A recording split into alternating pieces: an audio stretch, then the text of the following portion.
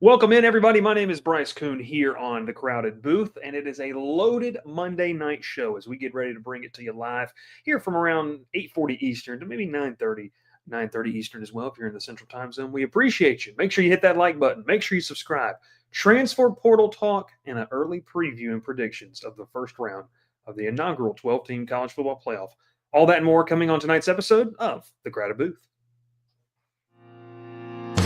Pile in here and make yourself feel at home. The Crowded Booth is coming on. The Crowded Booth with Bryce Kuhn.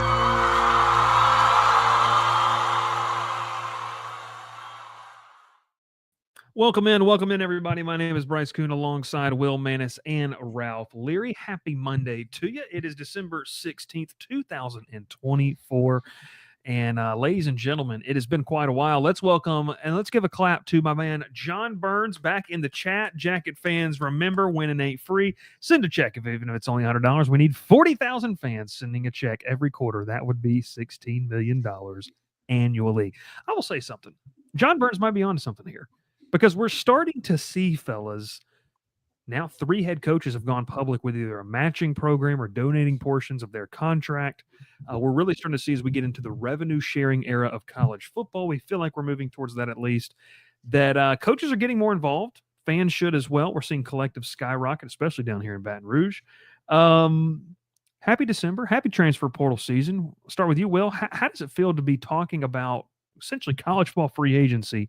And nobody's talking about the first ever round of the college football playoff in this 12-team edition. You see the smile on my face. I'm booging right now for the first time ever. Probably. He's happy, folks. He's happy. I mean, as of live showed, December 16th, Auburn has the #1 transfer portal class. Hugh Freeze, has he figured out the transfer portal? Ralph, I want to go ahead and document 2 minutes, 49 seconds. Well, that's because you didn't let me talk for 2 minutes and 49 seconds. It would have been the first thing right off the docket if you would have let him talk. No, portal's popping. I think we can say that. Yes, we can say that. Is that right, Ralph? Ralph, How do you feel about the portal? I don't want to talk about it. Everyone say a prayer for Ralph. Also, Will, Auburn, per 24/7 Sports, has the 7th ranked or the 4th ranked portal class. Are you going on 3? On 3. Oh, dude, it's not an On 3 podcast. So get out of here. It's not an On 3 podcast. Only when Bruno's not a 24/7 podcast. We have a 24/7 employee on this podcast. So this is he's rocking the merch. Hey, where's my beanie? Podcast. This is a PFF podcast. Well, that's illegal. That's illegal. No, but in all seriousness, Gavin says, "Boog." Big Day Daughter Bob says, "Gentlemen, I enjoyed a lovely lunch at a local establishment." Don't flash Gavin's latest comment. Relax, Gavin. Yeah. Pump the brakes on that one. Yeah. Jury's still out. Look, Nancy, that's been happening for years. I mean, we're going to get to Nancy's comment though, because I do want to explain something. But that is a good point, Ralph. It has been happening for a long time. Years. Let's all say a prayer for Ralph because, Will, the portal giveth and taketh away, and success giveth and taketh away. And right now, Ralph's team has been a lot of taketh and not a lot of giveth. Let me just give you this. Well, the last 4 years, including this year, Troy's #1 receiver has entered the portal every single time, and has become a really great receiver the following season. Just going to show you that Troy's producing great talent down there. Wide receiver, wide receiver transfer you. Okay. And look, this is what Bryce, you and I have been saying for the last 2 years about the transfer portal. It's great for the people at the top. It's not so good for the people down the chain because the talent is being poached from Troy and the other Sun Belt schools and making the SEC, the Big Ten, some ACC, making them even better. And their best safety goes in the portal. Like, what's the point of this? I hate the portal. I love it because I'll tell you one thing: it keeps content flowing, and I like a nice flowing content. That's how I like my content, just ever flowing. Dave Clawson steps down. That's some more news that's just hitting. It's just crazy. It's crazy. Dave Clawson stepped down. Well, you didn't know See, that? Okay, timeout. If you So want these much. guys to be more informed on what's happening in college football, donate so that they can quit their jobs. Because Hey, Dave I Clawson knew that. stepping down. Yeah, Dave Clawson's stepping down. Will. We'll live under a That rock. that doesn't seem like a resignation to me. Just saying. Well, college football's nuts, and I will start this episode. We're going to talk playoffs towards the back half of the episode, so stick with us. But this is really more of a portal reaction, kind of what we've seen through the first week. If you're a Georgia Tech fan, you wanted more insight on that, I gave kind of my thoughts on how I felt like the portal is shaking out so far on an episode posted this morning. You can check that out on Monday morning or in our podcast feeds as well. But guys, we got a couple comments already. Nancy says the media is mad about it. Dr. Bob said we did eat Louisiana's finest for lunch. Wait. The media's mad about it. This is mostly the media's fault. That's also fair. Yes. That's also fair. Papa Goat says, I will just say this. This is Montega, and I can't stand saying Papa Goat, and he messaged me about it. He says he thinks it's funny because then I'll sit here and say Papa says, and it just makes me uncomfortable. It leaves a weird taste in my mouth. Yeah. He says K Watt doesn't land ES Junior fire him just for you, Will, because he wants that. Nancy says that Georgia Tech seems he's to be going to the training highest guys- bidder, so I don't know why that's on Dude, you can't say one that. person. You can't say that. You can say it, Nancy Will. Pye says Georgia Tech seems to be training guys to be contacted by the SEC. Gavin says it's getting poached from Tech. They stink. Dr. Bob says Summerall putting out ads in the Times-Picayune for quarterbacks. We talked about that over lunch. I know today. one he can have from Troy. He can take Goose Crowder back. Please. Oh God. No, Saban on media is mad about it. That's part of the reason that he stepped down. Gavin Hart says, but it's not talent, and once they leave Tech, they're not talented once they leave. Well, I'm not going to get that conversation tonight, but what we are going to talk about is some of the early portal reactions. And Ralph, I'll put up that first banner. I believe you had the banners for the playoff games already in there. Yeah. I don't believe those lines have changed, but we can check that as well. Transfer portal reactions, guys. And I want to kind of kick this one off with an SEC team that is just being rated right now. And I want to kind of talk two folds about this. It's the Arkansas Razorbacks. After kind of a season where Sam Pittman saves his job, Bobby Petrino kind of works with an offense, and they find a little bit of life. This transfer portal reaction is kind of, in my opinion, fellas, like Arkansas, like that's a tough spot to be in because you're kind of being treated right now like I guess a cellar dweller. You're trying to be kind of being treated by like the team that people want to poach from, but you're in the same conference where these teams are going to have to play. Obviously, if you paid attention, 3 of their top players have entered the portal and are committed to Ole Miss. Their freshman running back, who's a very good football player, went into the portal, came out of the portal, and then went back into the portal. And the expectation is that he could also end up in Oxford because we know Ole Miss likes to take 37 running backs but never use Ulysses Bentley. In all seriousness, though, fellas, let's start here. Transfer portal reactions. Too much of a mouthful to say Ulysses Bentley. Yeah, I feel like I'm talking about a Civil War general. I have been on some History Channel kicks lately. Been teaching the daughter about, a lot of different stuff. There he goes. Bryce has early onset Republican. Oh, Jesus. Well, I've been exposed. That's a Shane Gillis joke, people. Let's just calm down. Arkansas losing out to guys, and on the flip side, Ole Miss, everyone feel like they're tampering with everybody. And I want to preface this. I've had the chance to talk to several different agents over the past week. And someone asked me in the Discord, have I been talking to Scott Boras? Definitely not. But, it's one of those things where people here's just to explain this. You can't talk to a player directly, but we've reached a point where this is true free agency in the sense that a agent can contact or talk to schools on behalf of said player. And then once the portal officially opens, they can turn around and present said player with the options so that they know maybe the night before, however you want to, bottom line, how just they know where they might want to go. And that's why you see some no contact tags. That's why you see different things. The agents are driving this, and we're seeing a prime example of it with Ole Miss right now, obviously being an aggressive bidder. I'll be honest with you, the team that I cover full-time, LSU's been very aggressive in the transfer portal early on, the number 1 class per 24/7 Sports. So, fellas, when we look at this, your thoughts, agents making this really into NFL free agency. I mean, this is what this has become. Even the visits are so much like an NFL visit, from what I'm told. So, Will, we'll start with you on this. I mean, specifically, you have Ole Miss and Arkansas situation going on, but the agents have kind of just turned this into like, oh yeah, they're poaching to now. I don't know how you once again pull back on the rope and rein this thing back in. You can't. You can't. I mean, I'm liking the transfer portal today because it's working out well for my team. But all in all, it's not good. You can't rein. I mean, the problem is there's no rules. I mean, until there's rules, nothing's going to change. It's going to keep getting worse. Yeah. Sorry, just a wild comment that was not intended to be wild, but Yeah, I agree. I agree.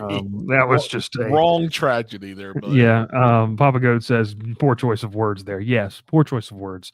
That's crazy. That's wild. But no, to your point is I don't know how you pull back on this, Ralph. I mean, when you look at this and kind of you mentioned we were joking about earlier, you're a G5 team. If you've got an agent and you're a guy like Devontae Ross, who's a very talented receiver at the Sun Belt level, if you're that said player, your agent's contacting the Kentuckys, the Miamis, all the SEC, ACC programs, Big 12 to see where you can go. Can you pull back on that? Because there's a difference between tampering and just straight up texting a kid, take a polygraph. That's what I say. But, I mean, in all seriousness, Ralph, how do you fix this? Can you fix this? Agents are running wild, and like Nancy says earlier, they're making a killing. No, you can't fix it because you allowed this to happen. I mean, you opened the door years ago with this portal and saying that everyone can transfer as much as they want whenever they want. You opened that door and you didn't set boundaries. And this is what happens. This is why they should, instead of just opening the door for everybody to go through and transfer wherever they want to all 4 years. Barry Alexander is the best example right now. I mean, Barry Alexander has a Georgia tattoo with a USC profile picture and a Penn State visit. Have y'all seen that picture yet? He posted on his Yeah, Instagram. that's crazy. Yeah. He's flexing and he's got the tattoo. Georgia tattoo, his profile picture is him at USC, and he's at the Penn State visit. Like that stuff right there. Transferring just to go get more money year in, year out. Now, for a fact his agent's calling every big name school that has money and just saying, how much for my guy to come to you? And they've been doing that since he said he quit the team midway through the season. Or I'm sorry, just stepped away from the team and entered the portal right then. It's been happening all season long. And it's going to happen all year long, 24/7, 365, except for the leap year. It'll be 366. But when you open that door a while back, this is what happened. This is what followed with everything. This is why, I've always, I like the portal, and I get 2020 made sense. A lot of things happen. I know there's examples of, a coach leaving, and you go to play for that coach and he leaves unexpectedly. That gives you a reason to enter portal, or, like the grad transfer one, that's fine. But just the leave freely throughout the year, every year, I think that's a problem. And that's been a problem since they opened that. Is that you can just leave whenever you want to, no matter what. Well, I'd push back on the sense of being. I don't mind the freedom of movement for players. I do agree with your sentiment of during the season. If you have a contract per se, if we're going to talk about this in the professional terms, if you have a NIL agreement that says you do this throughout the duration, and for a lot of people who don't know, NIL agreements don't run in terms of a calendar year, so it's not like it's Jan 1 to Jan 1. Like you're going to be able to go. A lot of the NIL deals end in November at the last game of the season. That's how this works. Now, whether that's official capacity or not, it's up to the beholder. But in all seriousness, I'm cool with freedom of movement. I'm fine with that. If you're going to let coaches be able to do what they're going to do and not hold them accountable, you've got to let players do it too, because they also signed up to play for said head coach. So, I'm okay with the freedom of movement, but I do agree with what you said, Ralph. This opting out during the middle of the season and for lack of better words, just quitting, just saying, yeah, I'm not going to play this season. I'm going to go in the portal. That's something that I would like to see not be allowed. And maybe that determines some type of legislation. Now, Dr. Bob, as I figured out how he got the moniker Dr. Bob, that'll be a VIP show only. We'll talk about that. He goes, we need federal legislation under Article 1, Section 8, Paragraph 3 of the U.S. Constitution to solve this. The transfer portal is interstate commerce, so we need federal legislation. Maybe we do. Maybe we do. David Bryce. says if you're going to have, or I was going to say, if you're going to have revenue sharing and NIL and agents, you got to have multi-year contracts. That'd be interesting. I don't know. Hey, Can we we got to talk give a about shout the- out. Hold on, Will. We got to give a shout out to Bowden real quick. Why? They won They state play. They didn't play nobody, Paul. 3 back-to-back state titles. Congratulations to the Jonesy boys. I don't think that's their name. I don't care. Can we talk about these sites? How do they come up with their rankings, the transfer portal rankings? I was talking to someone about that today. So 24/7, like Bryce said, has LSU at number 1. On3 has LSU at 46. Wait, really? I mean, yes. Is it I fully- don't It's like understand fully how. updated though. Yeah, I just opened it up. I don't understand. It says LSU has an index score of -10. Well, that actually makes no sense. I don't understand it. Okay. That's interesting. Someone call Palmer. Somebody call somebody. It's just interesting. Yeah, the rankings are that's actually wild. No, okay, but in all seriousness, you got to have some type of like pushback on the agents being able to do what they're doing, because right now it's straight up NFL free agency. And I'll tell you, like I talked to a kid who came down here and visited LSU, talked to a kid who went and visited Georgia Tech. They're treating this like NFL visits. They're treating this like a kid comes in and what do you see when you watch like Hard Knocks and you kind of get a behind the scenes look in the NFL?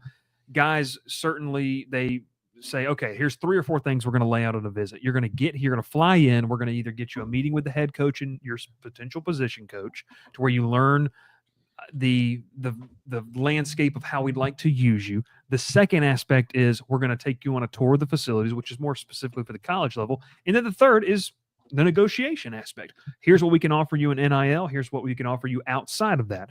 There's 2 parts of this. Here's what we can pay you, and then here's what the NIL opportunities here are for you as well. So that's, in my opinion, if you're going to treat it like the NFL, let's just blow that door open and let's just professionalize the whole thing in the sense of like treat it like that. Because right now we're into such a limbo. I hate it. I don't want to go on a long diatribe about that. I want to get to your guys' thoughts here. So that's my kind of big takeaway of the portal so far. You're seeing teams be very aggressive. And I'll also add this last part before I throw it over to Ralph with your portal takeaway so far, and then we'll go to Will. You're starting to see, and I mentioned this on the Georgia Tech show this morning, you're starting to see, and I think Georgia Tech's doing this, a lot of other programs are doing this, LSU's doing this, by the way. You're valuing production over potential. And you're seeing teams that maybe they have a cap, self-imposed cap at what they can spend. And they're valuing, hey, I'd rather have the G5 guy that balled out for 3 years in the Conference USA. I'd rather have that than have the guy that, he was a 5-star recruit, but this is his 3rd program. Those guys are still going to circulate throughout the portal. But I think you're also kind of see, you're going to see these guys and that ball out, Conference USA, Sun Belt. Like, I'll say this: there's a safety, Poirier, I think his name, Poyser is his name. I can't remember if I'm saying that right. Poyser. Yeah, Zachariah Poyser. I mean, well, I know you've seen his visit list. I mean, I talked to him today, and he said he's going to decide either Tuesday or Wednesday of this week.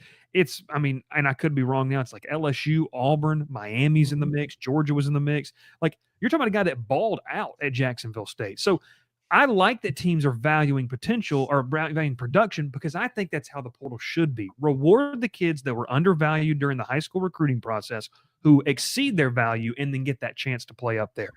I like that better than the 5-star kid, the 5-star kid that's on his 4th program because of whatever. A Bear Alexander example. So that's kind of y'all can talk about that, but that was my kind of big 2 takeaways from the portal so far. Ralph, you can go first, or whoever you want to talk about. I'm obviously more tuned into Auburn's side of it. 20 minutes and 5 seconds. And that's seems to be Auburn seems to be taking a mixed approach. I think LSU's taking a bit of a mixed approach with some of the commits that they've gotten. Both of those programs going after some highly touted talent from Oklahoma coming off just a disaster season offensively. Jackson Arnold and Nick Anderson. Go ahead and put that crystal ball in, Bryce. I hope LSU fans aren't watching. You just got it spoiled. Get that Go 24/7 subscription. Look, I'm on the site. There's no crystal ball. But they're taking production. The Auburn sites have kind of ranked Auburn's targets. Zachariah Poyser is number one. Dude that played at Jacksonville State. I mean, that would have been unheard of prior to 5 years ago. I think if Auburn would have gotten I have an example. Auburn getting the center, Austin Golson from Jacksonville State after the 2016 season. I'm like, what? Jacksonville State? How can he play at Auburn? Yeah. And he came in and was an all-conference center and was a big reason why the offense took a big step in 2017. But so certainly production is playing, I think, a much bigger role this go around than it ever has in the transfer portal in the 5-6 years that we've had. Just wild west. Well, and real quick before I go to you, Ralph, here, it also might be because with revenue sharing and teams having to be more responsible for the money, it's now their money they're spending. It's not the fans and the donors' money. It's their own money, so they want to be smarter about it. Ralph, you can speak on that, or what's maybe your kind of big portal reaction? What is one of your takeaways? You don't have to talk about Devontae Ross, but just your takeaways of what you've seen so far through this first week of the portal being open. I'm going to go bank off what Will just said, though, about, when Austin Golson signed into Auburn from Jacksonville State. It goes to show you what the Group of Five is producing now. I mean, even back then, they had a handful of guys that end up being really good key pieces for big teams. One of the big ones, obviously, is Eric Rivers right now from FIU. He's got tons of offers right now. Yeah, Eric Rivers is one. Another one that Auburn has already saw and is probably going to be calling is Ahmad Hardy from ULM. That dude right there, he's a baller. He's a good running back. But also, you even Fluff Boutwell from South Alabama. I mean, the Sun Belt's got a ton of talent this year, and a lot of it's leaving. And that's what it sucks because it truly is. I really wish that some of these guys could stay because it make the Sun Belt look better year in, year out. But, with the whole Marshall situation right now, with their head coach not being re-signed, him taking the job at Southern Miss, and 30% of the roster hitting the portal the day after. Like that right there is just is terrible. Yeah, it really screws over Marshall for one because they don't get to play in the bowl game. Those guys who committed to that team and who were willing to stay and play in a bowl game after winning a conference championship don't get to play because of this. Sucks for Army too. Yeah, they almost didn't get to play in the bowl game against them because of that. They get to play La Tech, but to your example, I mean, but even there's I think ULM also tweeted out about saying that they applied to be that school and they didn't get it. Now I'm not saying they deserved it over La Tech. I don't know who La Tech played this year. I don't know what their schedule was or what the parameters were of who gets chosen. But the portal has ruined some of these smaller schools, even when a coach leaves or when especially when a coach leaves a big school and they have openings. Like when A&M, when Jim Fisher left A&M, they had a lot of huge openings at every position, and they had people flow in when Elko took that job. Jabril, I know I'm talking about their Troy player, Jabril Barber last year, number one receiver at Troy, went to be there at A&M, didn't play the first few games, kind of struggled the first few weeks. Second half of the season, though, took off for them. Was one of their best, most producing running back or receivers. Great slot receiver, and he's done a great job there. I mean, goes to show you that Group of Five talent is still very good. And Bryce and I talked about this last year when Summerall took the job. Is that he asked me, "What do you want Troy to be?" And I said, "This is a Group of Five. It's just a Group of Five transfer school. Like you either come there to be really good, or you ball out for 2 years and transfer out, and after that, and then go play somewhere big and get it back. It's just what it is." Well, and to your point, Ralph, I mean, I know that folks felt like clowning a certain person on this podcast for his stance on it, but they didn't really listen to the whole story. That's what I think all three of us sit here can believe what Georgia State can be with Dale McGee and his ability to recruit, is that if you're a G5 program, you might get the opportunity. He's going to beat Georgia Tech. Oh, God. if you're a G5 program and you don't have the money to make the jump, you're not an SMU. Dr. Bob and I are talking today. You're not a Tulane that might be able to position themselves, for a jump. If you're not that, then your best bet has to be a really good feeder school.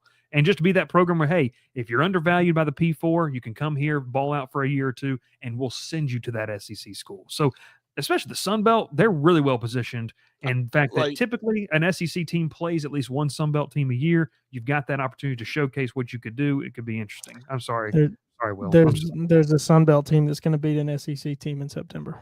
Oh, dear God. Okay, that's Gavin has a comment that I wanted to touch on. He says, G5 talent is good. The production won't always translate to the P4. It won't, and I'm just browsing 24/7. Maybe I shouldn't call him out. I don't care. I'm waiting on a contract. So go ahead. The top 30 players in the transfer portal, according to 24/7. 3. Well, do you count Washington State as a power? I didn't before, so no, I'm good. Okay. All right. Well, not counting them, there's only 5 players that aren't in a power conference, leaving a power conference school. So tells you there's levels to this. Just because you're getting a guy that balled out at a lower level is not going to come in and be the same guy that he was where he was before. Just like Ralph said about Jabri Barber, it may take some time. It may not happen at all. Another Auburn example, Rivaldo Fairweather. Considering the hype that was around him when he came into Auburn, I wouldn't say he lived up to that. He was very good for Auburn, a really good receiving tight end that Auburn has not really had historically. So you look at his numbers compared to Auburn tight ends historically, I think really good, but there was a lot of hype around him coming in, and I'm not sure that he really lived up to it, but still a good player. Yeah. Well, obviously, Ralph Will's not an avid listener of the Real Deal podcast, or he would, know about the other tight end Auburn had.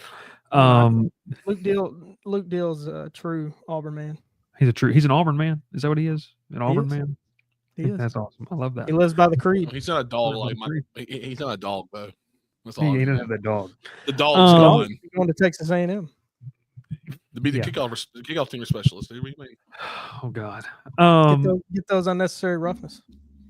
You kind of look at the portal, and I know we've kind of covered a lot here just in terms of where this portal is at. I think it's going to be interesting to watch the fact that we're going to have college football as late into the year as we've ever had. The national championship game being on January 20th. So you're going to have portal conversations, fellas, happening late into January. And then what's going to happen, and I talked about this last year a lot, is that you're going to have some coaching changes happen in January and February to where you get that new 30-day window. So now we're talking about teams having to have spring practice with the portal being open for their said team, or maybe wanting to add. So, it's going to be interesting. The transfer portal is, I think, in my opinion, it's good for college football because it allows for you, in the sense that I talked about it, if you are a kid that balls out at the G5 level and you want to test your skills to be able to do that, if you I'm just going to be honest, and I don't care if it offends people. It's just the God and honest truth. A guy like Kyle Kennard, guys, Kyle Kennard was just named a second-team All-American. He won the Defensive Player of the Year award, or the Defensive Lineman of the Year award, one of the two. I can't remember. Apologies on that. He wanted a opportunity to showcase himself against whether or not you agree with it, the recognized best conference in college football. He went out there, he balled out, and he's going to get paid very well at the next level and might have worked himself into at least a second round, draft pick type of opportunity. So all that to say is I'm all for kids having opportunity to better themselves. And I'll say this, and then I'll throw it to you guys and we can move on from this topic. I'm absolutely flabbergasted, blown away by people's, not just the frustrations. It's cool being frustrated, but just the anger and the childish behavior. If you keep acting like this, you'll be childless. The childish behavior of people freaking out about a player entering the portal, one, acting like they know what the situation is, and then two, you're telling me if you didn't get a better job with a better opportunity, better pay, maybe a better work environment, that you wouldn't take that? I think that's crazy. And when you take the lenses of whatever your favorite team is, and this, I know that the prime example and what everyone knows we're talking about is the back and forth between Eric Singleton's father and fans. Like that was the most ridiculous thing I've ever seen on social media, and I'm on social media way far too often with my job, so that says a lot. But this happens across college football. You have fans that do this, and I think if we all just take our lenses off of our favorite team, you realize, hey, if this is just me wanting to move companies for a better opportunity, like no one's gonna, start screaming at me about this and calling me a seller. I don't hate that. I'm sorry. I don't hate that kids do that. I think that's a bad part of what we're seeing in this. But I don't understand how people. It just shows you how fast people can turn on you if you. I don't know. I don't really have words for it. It's just mind blowing, really. I mean, yeah. And then just there's been countless examples from countless places. He's not that good. But when he was on your team, he was great. But now that he's leaving, he's not very good. Yeah, or he's not a take. Not a take. Well, and I've said this too. Nancy says this was sad when Gibbs left, but still acknowledged Tech when drafted. Yeah, but the thing about Gibbs, no one was mad at Gibbs because Georgia Tech was an absolute dumpster fire, and he was just trying to get away from what it was. Also, to answer your question earlier there, Nancy, when does the portal close? The portal is going to run from December 9th to the 28th. Now, what does that mean? That the 28th is the final day that guys can enter their name in. Schools do have 3 days to release that name, so you'll see some trickle out there. But those dates could be different. Obviously, if you have a coach that is fired or if you are in the playoff, that spring window is going to be there as well. So it's to answer your question, Nancy, it's constantly open, and dates are going to completely vary in all of that. I don't know where I want to go with this in the sense we can obviously talk about the playoff games, but any kind of final thoughts on the transfer portal in general? We got too many haters in the comments. I don't want to talk about it anymore. I've seen 2 hate messages about Auburn. I've updated the portal 3 times, and it keeps adding more people in there. It's ridiculous. It is. And Reese Poffenbarger just committed to North Texas because you watch your mouth. You watch your mouth for what you just said. Don't ever say that on the show again. Watch your language. Because Chandler Morris is committed to Virginia. Oh wow, interesting. Jaheim Otis just committed to Colorado. Mm-hmm. Billy Edwards committed to Wisconsin. Kyron Hudson committed to Penn State. It's just nonstop at this point. It's nonstop. Nancy says the reason it's open now is so if an athlete wants to start in January. Yeah, so essentially what you're going to have, Nancy, is these players that are committing right now. Like, for example, the 2 guys that committed to Tech over the weekend, they'll early enroll in January most likely so that they can get started, not just with school, but they can also get started with learning the playbook and getting a part of winter workouts as well. So that's kind of there is a crystal ball for Eric Singleton. Yeah, it's David Johnson. Yeah. He's got him going to Ole Miss, right? Yeah, and that joker has like a 60-some% crystal ball percentage. I believe I'm at 85%. You are. I was small sample size, but you are. Yeah, smaller. I choose. I pick and choose. You are very picky. I'm not going willy-nilly. I'm not throwing my crystal balls out willy-nilly. You know what I mean? I like to keep my balls close to me, and I like to. Yeah. Why? Clip that, Clayton. I don't know. If you want to get to, I won't call him by his nickname here, but if you want to get to your pal that you work for, you got to throw in a ton of crystal balls. Well, you got to throw in a ton of crystal balls. Yeah, this has become a 24/7 sports hate show at this point. Gavin says, "Shout out Jermichael Garrett. Never gonna have him on the podcast." Yeah, exactly. Oh gosh, that was wild. That was wild. Shout out the Auburn fans for letting me hear that. So yeah, but no, transfer portal's crazy. I will tell you this too: the money being thrown around is nuts. Oh, like I texted you guys what a backup quarterback for a certain SEC team got paid, and what did I make? It's crazy. I mean, by the way, new Auburn receiver just entered the portal. Who? New Auburn receiver just entered the portal. Get ready for that one to pop. He's going to. I was going to say if you know that figure, which most of you won't, it shows you how much being in the how far apart the SEC is and the Big Ten is from everybody else. One more thing that I want to end on with the portal price is Lee Beebe Jr. commits to Indiana. and then back withdrew. reopened.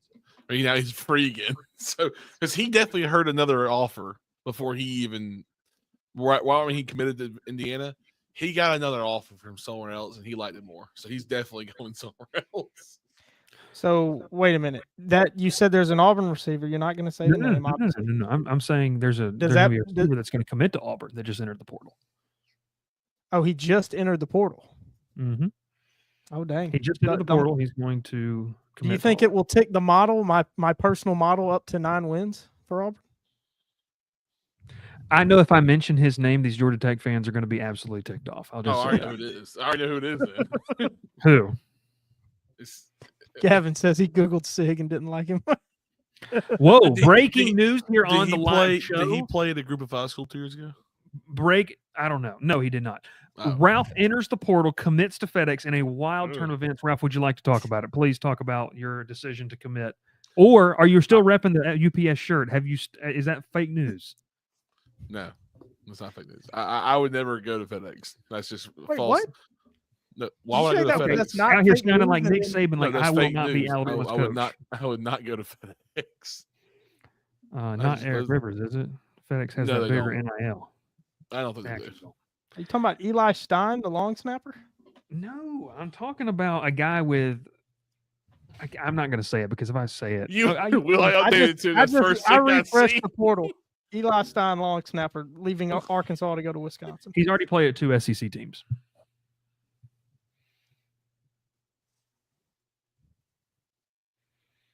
You know what I'm talking about? Not a clue. Not a clue. Not a clue. Not a clue. We'll talk about it afterwards. All right. Transfer portal. A wild time. It is a crazy time. Ralph, cue up at our friends over at Dr. Squatch because we love their soap and we want to smell nice. And it's getting holiday season, so you need to use code Bryce Coon for 10% off your first order or $10 off your order of $20 or more. Folks, there's not a better deal out in the market that you're going to be looking at. Sydney Sweeney's not in this ad, but we do appreciate you watching it. Your soap is ugh, and your body wash is a synthetic detergent. But you're not a dish. You're a man. Switch to Dr. Squatch Natural Soap for Men. For men who build things. Open pickle jars on the first try. Slay dragons. And let their daughters braid their hair. Men who like to feel good and smell titillating. Dr. Squatch takes you places you never thought you'd go. Naked. Well, now you got exposed. Exposed. Will has no idea he's a Not a take. Not a take. Not a take. Need Palmer's advice on this one. If he's a take, then the model goes from 8 wins to 7 wins. I knew he's going down. Yeah, well, it is what it is. All right, let's talk college football. Don't do that. Stop that. Playoff round number 1. Let's get it. What we got first, Ralph? What game are we looking at? The big one. The big one. The big one. Apparently, Vol Navy's taken over, by the way, up there in Columbus. The South only is invading only the a North. few of the lines changed, and it's only like half points. So okay. The South is invading the North, which they didn't do a good job of back in 1860s, but they're going to try to do it again here in 2024. Will, let's start with you here. The Vols and the Buckeyes. I will just tell you this. My big concern, you and I talked about this last week, is Ohio State's offensive line against Tennessee's defensive front. We saw what Michigan did to them. I mentioned to you that I kind of think Tennessee has some characteristics of that Michigan team, albeit a little more explosive at the quarterback position. Your thoughts? Because I'll say this. I like Tennessee plus 7.5. I am not afraid to take them outright to win this game either. Yeah, I don't understand how Ohio State's favored. I picked Tennessee to be in the playoff. Some people laughed at me for that, including a certain Tennessee fan who is not going to be happy to hear me say I don't understand how Ohio State is a favorite, even by a point. I think Tennessee is a much better team. I think they've shown it. They're a more complete team. They've shown it on both sides of the ball. Like you said, it starts with them on defense. They can really they have the ability to really stifle Ohio State's offense. Both of those great running backs, Henderson and Judkins. And Will Howard looked really mortal against Yeah. a good Michigan defense, where most of the year, even against Oregon, he looked really, really good and looked not so good against Michigan. And Tennessee has the opportunity to do the same thing. I just think Tennessee is more complete than Ohio State, and they've proven it. If Nico can just take care of the ball in Columbus, I think Tennessee will win this game. Ralph's out here tweeting about restaurants, but we'll go to him, Ralph. How do you feel about this one? Ohio State is 7.5-point favorite per our friends over at Bet Online. I like a lot of what Will said. I've got Tennessee at least covering this, and like I said, I'm not scared to say they could win this one outright. No, I mean, I completely agree. I talked to my buddy who's an Ohio State fan this week a lot about this. He doesn't even feel like they deserve to be there. He gets backdoored into the playoffs. They got lucky that they were highly ranked against Michigan. They shouldn't be there. We're not competitive enough in the big games. We lose to Michigan at home. It's the most disrespectful loss I've seen this team take in the last 4 years. I'm just repeating what he said. But yeah, I just don't know if Ohio State has any mojo, any energy to go into this game to win this game. They're coming off a loss, a salty, disappointing, ugly loss to Michigan, where they got their other team's flag planted in the middle of the field. They had a fight after that game, and they got pepper sprayed. They have no want right now. People are flowing out. People are flowing out of that team right now. There's no confidence in their coach. This team is in an utter disaster, and them being a 7.5-point favorite is disappointing. Because I agree, I think Tennessee should be at least a 3 or 4 point favorite in this game. They are way better. They have a confident quarterback. They have a very talented NFL defensive line with one of the best defensive players in the country, who had an off season this year, but still a very talented player and will be a first-round draft pick in James Pierce. But look, I like Tennessee. I agree. I think they can cover. I think they can win outright. I think they can flip this and win by 7 or more. And if I'm wrong, I just don't know anything. I'll tell you one thing right now. I've never heard Ralph Leary get that emotional about a game, picking a game. That was aggressive, and I like it. And that's going to end up on social media right there. Ralph aggressively taking Tennessee. I also want to add this to you guys and pose this question to you. Does Ohio State trust Will Howard to win them a football game? I don't. I really don't know if they do. Like, Would you trust Will Howard winning a football game? Because who you going to? Who are you going to go to if you can't? Not Aaron Julian saying, because Devin Brown's gone too. Mm. You don't have a quarterback to back him up at this point. You have a guy who's played a few snaps against Michigan State, I think, or Marshall, one of the two. It was whoever they blow out, and he got played in like the fourth quarter with like 2 minutes left. Yeah, that's the only time he's played this year. And your running backs have proven to you they can't do what we thought they could.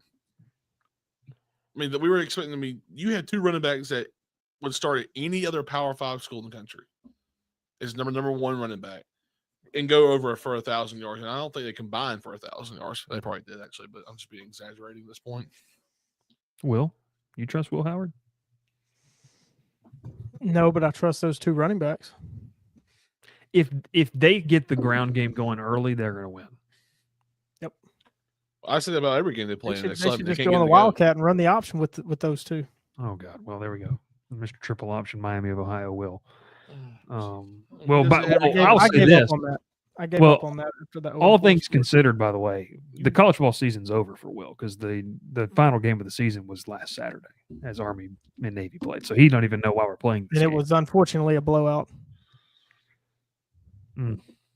You hate to see it.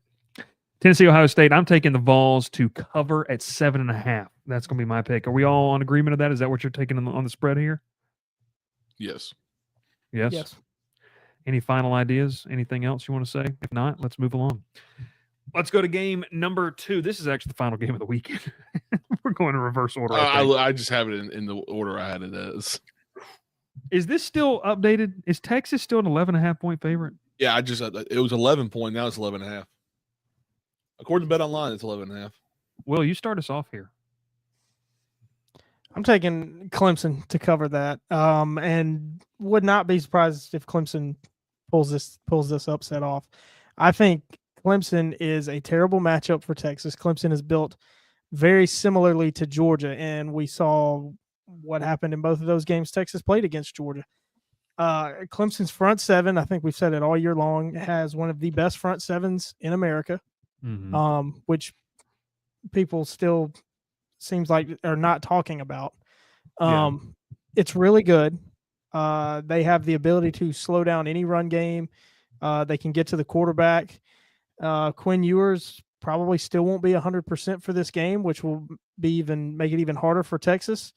They're going to have to win this on the offensive line. If they can't block Clemson's front seven, they're going to be in a lot of trouble. Just the same way they were against Georgia. And oddly enough, I think Clemson offensively right now, Gunnar Stockton is a wild card. I was going to say Clemson right now may have the ability to be more explosive than Georgia offensively. Now, them two cores from Gunnar Stockton looked at times could be explosive, but Clemson. Yeah, he did. Am I down and out on Clemson? I was not surprised to see them in the ACC title game, or win it in that wild game. But I'm gonna take the underdog again here and take Clemson. I think Clemson really has a real chance to go in and beat Texas. Kelvin Banks Jr. should be back for this one. That's going to help out Texas's offensive line. He was out in that Georgia game, and you could definitely tell that was a factor. I love TJ Parker. I love what this Clemson front is. And honestly, I don't know if it's recency bias, Will, but when we were on the field post game, you just kind of got the sense that Clemson's working with a little bit of magic, and maybe they're playing with a little bit of house money right now. 3 weeks ago, they weren't even supposed to have this opportunity. Now they're here. And they've got experience. Like, regardless of how you feel about Clemson, when you look at them on paper, you got to look at the human element of this, and they've got experience. I think that helps them. I'm going to take Clemson to cover the 11.5. I do think Texas wins the game, but closely. That's my pick, but I'm with Will. I'm taking Clemson plus 11.5. Ralph, what you think here, pal? I think the Heisman really missed out on not having Clubbing there. I think he had one of the best seasons, for him. Obviously, his 3-year tenure as quarterback, underrated season for him. 3,000 yards, 30 touchdowns, 5 interceptions. Exceptional year for Klubnik. Led a really good offense this year for the second half of the season, and especially against SMU. 4 touchdowns. I mean, great performance by him. For Clemson, though, it starts if Phil Moffitt's fully healthy. I don't know.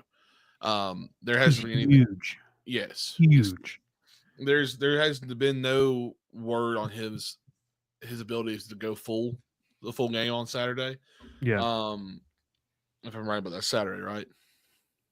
Yes, 21st. This is not the Friday night game, is it? I'll look. You keep going. No, it's a Saturday night game. I don't know. I don't like the 11.5 point spread. It's kind of wild to me. Clemson's too good of a team to have 11.5 points against them, even if it's a road game. My thing with Quinn Ewers, though, if he is just struggling too bad, you have Arch Manning, and I think Arch is confident enough to lead this team, and I think they're confident to follow Arch in this game. I think that's something that Texas has proven this year, that they can put Arch out there and let him play. It's just that they haven't done it yet. Obviously, there's been a few signs where he came in the game and ran a play or two, but I don't know if that's just a thing that Quinn Ewers is really talented when he's on. But when he's off, it's questionable. All over the place. Yeah.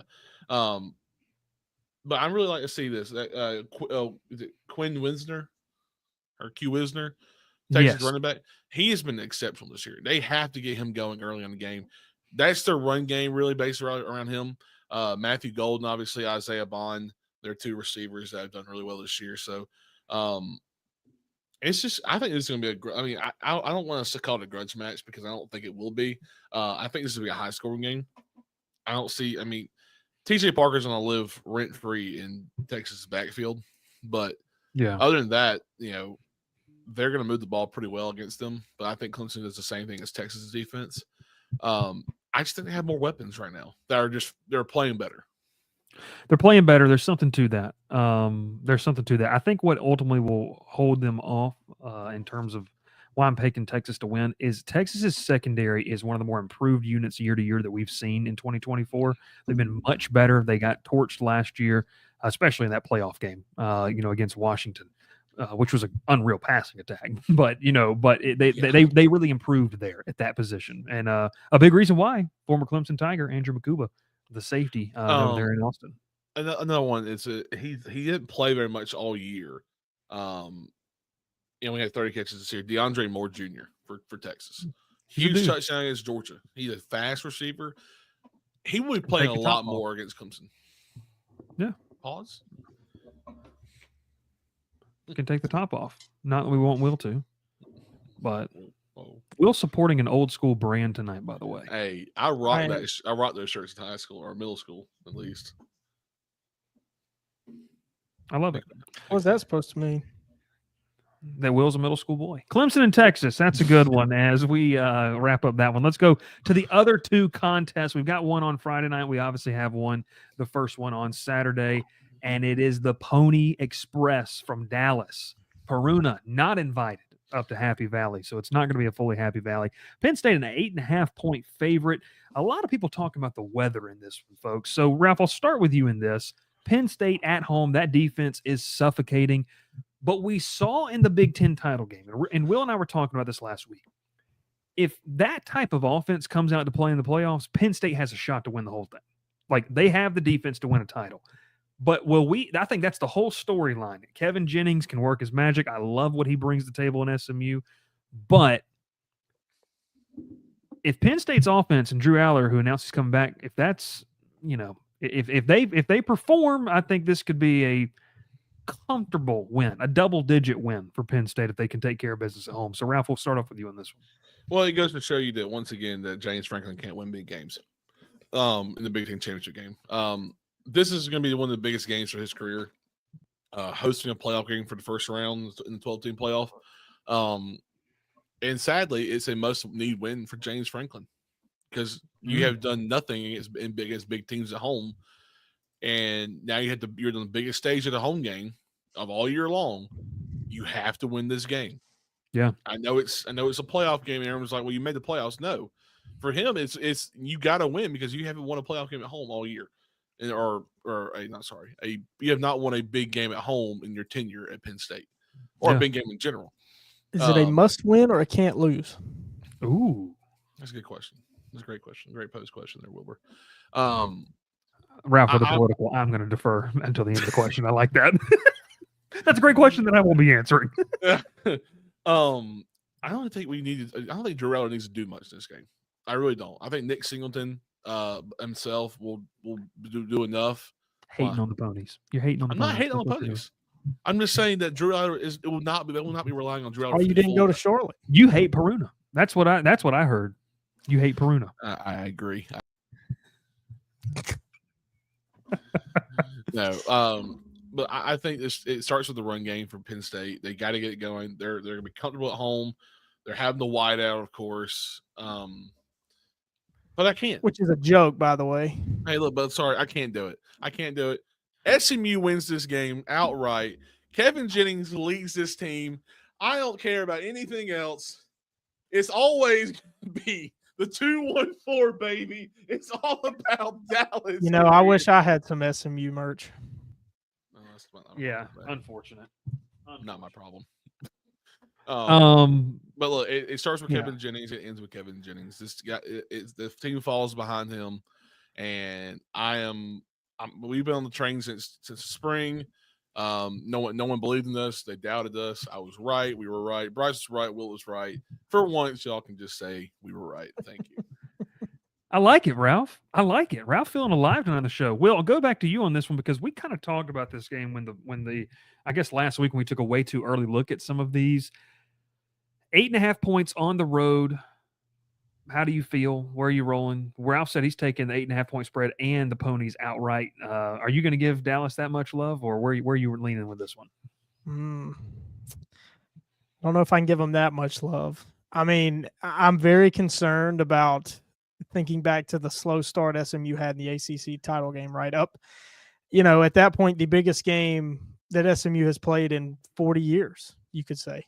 at least 30 years, 30 or 40 years, the biggest game they played. And they came out slow, they came out sluggish, and it ultimately cost them in the end. Are they going to do the same thing here? Because this is an even bigger game, being a playoff game. Are they battle tested? Are they ready to go on the road after that ACC title game? Or are they going to start slow again? I mean, Kevin Jennings is the X factor. I mean, the dude is already on way too early Heisman lists for a reason. He's very, very good. He's the best quarterback that's going to play in this game. I'm going to take it a step further. I think SMU has the two best quarterbacks in this game. That's how I feel about Drew Aller. But, you know, the home crowd is obviously going to play a factor. The physicality of Penn State is going to play a huge factor. It's going to be very tough for SMU on the lines of scrimmage in this game. But I think Kevin Jennings is just enough of a playmaker to keep them in this game. I think they cover the 8.5. Say it, Will. Do it, Will. Do it. Do it, Will. Penn State going to be a small win, but also James Franklin can't win big games. I dropped the shirt. He can't do it. I don't know. I worry about SMU getting off to a slow start, and this will be an even tougher test, a true road game in one of the best environments in college football, against a team that is as good on the lines of scrimmage as Penn State is. I'm going to take Penn State to win, but very close, like less than a field goal. Less than a field goal. Clayton wanted you to give in right there. He wanted to see you flash. It's disappointing, honestly. I feel like flash the ponies is a phrase that should be banned. Gavin says, Penn State, get ready to learn, hurry up, no huddle. Okay. I want to get to my pick here because statistically, when you look at this matchup, SMU really doesn't hold an advantage anywhere when the numbers. And like you say, Will, so many times, the numbers don't tell the whole story, but they do tell you a lot about what this game could be. And Ralph, you mentioned Penn State's comfortable. You know, I've been watching a lot of history documentaries lately, you know, and I've been watching a lot of Revolutionary War stuff. And you know who wasn't comfortable? The Continental Army at Valley Forge. That's who wasn't comfortable. And there's something to say about when you're not comfortable. You get a little bit more pissed off. When you're not comfortable, you like to hear the crowd screaming at you. And when you're comfortable, maybe you get a little soft. SMU's not going to be comfortable in this game. It's going to be 4 degrees. It's going to be blistering snow. I don't know how many of these guys are prepared for this, to be honest with you. Kevin Jennings is an X factor. Will and I looked at each other on the sideline while Gavin was throwing first down signs up and down the field. And we sat there and said, this is the Kevin Jennings magic as he worked that drive. I think SMU is going to impress. I think they're going to continue to earn national respect. It's an 8.5 point spread. Ralph, right here, throw it away. I'm taking Penn State to cover. Nittany Lions cover at home. James Franklin gets his big win.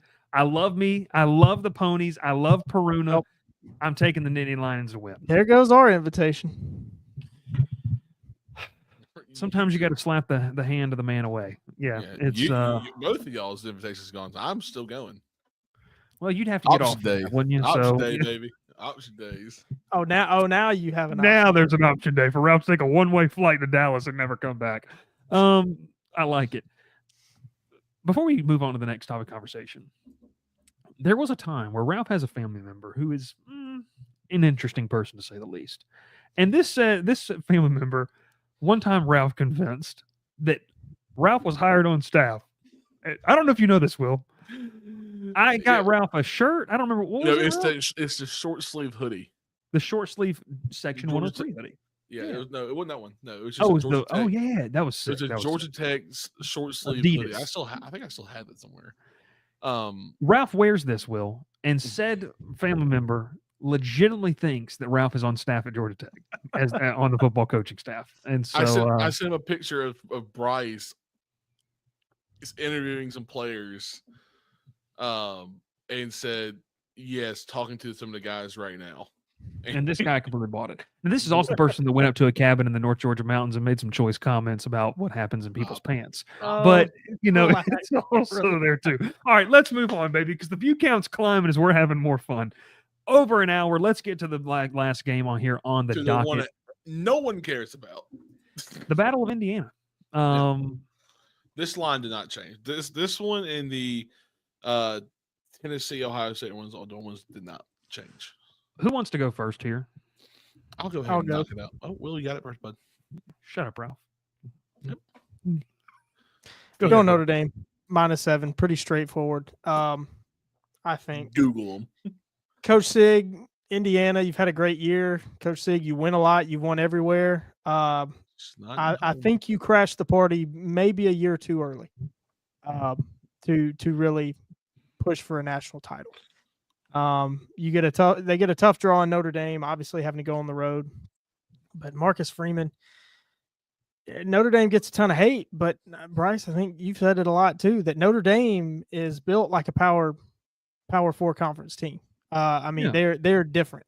And they can play, they can hang, they can contend. Just because they're independent doesn't mean that they're any softer, any weaker. And best thing to happen to them may have been Brian Kelly getting on that plane and heading south, because Marcus Freeman has stepped right in and I think has elevated the Notre Dame program. Yes, they've had some stumbles. They've tripped up many times in just his short time. Northern Illinois, the biggest market against him. Anthony. Jeremiah Love is a beast. Jeremiah Love is awesome. I think this entire Notre Dame team is awesome. I think they roll Indiana. I do. Dr. Bob mentions Riley Leonard. Riley Leonard is a great quarterback. He played banged up a lot this year. That's why he had such good running numbers and should be healthier hitting the playoffs, which will be good for Notre Dame. And I think they roll against Indiana. I'll go with this and then I'll go to you, Ralph. Indiana has been an awesome story, and Indiana has, been really cool to watch this year. They've really feasted on subpar front sevens, and when they've played teams that have above average or good front sevens, they've gotten dominated. Ohio State and Michigan kind of come to mind, and I know they beat Michigan, but it was also one of those things where Michigan really gave them some fits up front. Notre Dame's got a really good defensive front. Notre Dame has a very physical team. So I'm taking the Irish -7. I kind of agree with what Dr. Bob is saying here. And Dr. Bob, I didn't tell you this, but make sure I want to get these picks in for the playoff for our for a little playoff pick 'em for the boys. But I agree with Dr. Bob. He says he's kind of a sleeper in this playoff. If Riley Leonard plays efficient football, I think the Irish have got a pretty good shot to advance maybe into the semifinals. Ralph, Notre Dame, Indiana, where are you sitting with this one? You said no one cares, so you only get 15 seconds to talk about it. That's fine. Notre Dame. I agree with what Will said. Signetti, great season, good first year, Power 5 coach, Power 4 coach. It really is just, play this game, get out of there alive, and focus on next year. I like it. Okay, real quick, some breaking news on the pod here. Shut up, Google. All right, no, I don't want to talk about it, Google. Thank you. Please stop talking to me. All right, breaking news here in the pod. Dabo Swinney just took in their first ever transfer portal player out of Southeast Missouri. I thought that was a Christian school. Shout out Jeremy Schaefer. Second part of this, Western Kentucky quarterback, LSU quarterback, Texas State quarterback, and Auburn quarterback, TJ Finley, just committed to Tulane, as expected to at least. So the Green Wave have their last-ditch option there, Dr. Bob, we were talking about. And then just a wild tweet that I just sent you, fellas. That just... Yeah, I know. Let's end the show. What is Summerall doing? What's he doing? 300 people watching live. I was told we're garbage. We're the best. We're the hot garbage if we're 300 people watching live on all platforms. Make sure you subscribe to the channel right now. Tweet of the night. Ready for this, fellas? Tweet of the night. Dave Clawson resigns, and here's the tweet.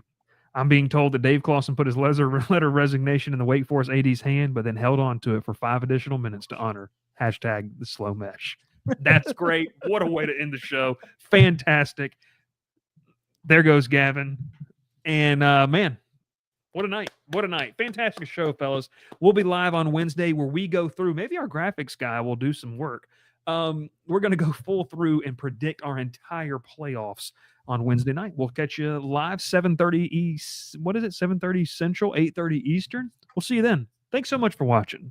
Like the video. Subscribe to the channel. Follow us on all the platforms. Pay us some money. Thanks for watching The Crowded Booth. Pile in here and